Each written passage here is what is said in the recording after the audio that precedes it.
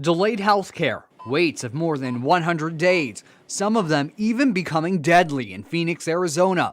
All of it covered up by senior Veterans Affairs officials.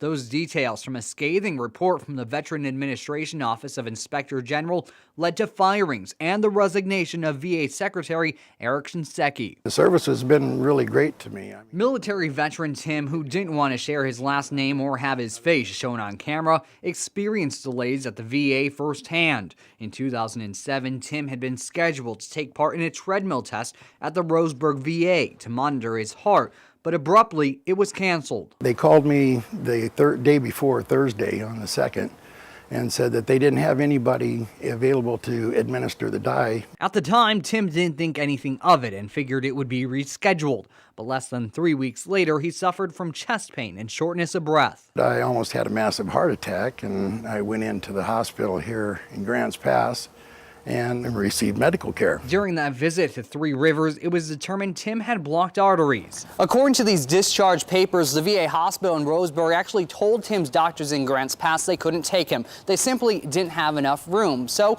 Tim was brought to Medford, where he underwent open heart surgery. He had a 5-way bypass, but his fight was far from over. A year and a half later, finally Three Rivers attorney got a hold of me, and they, filed suit for $60,000 that was to be paid for their bill.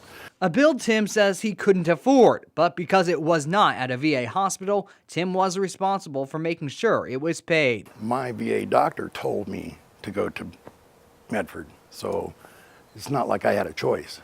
And because Tim said he had no choice, he fought the suit himself. He couldn't afford an attorney. In 2008, a 9-person Josephine County jury found in his favor, saying Tim never had an agreement to pay for his surgery.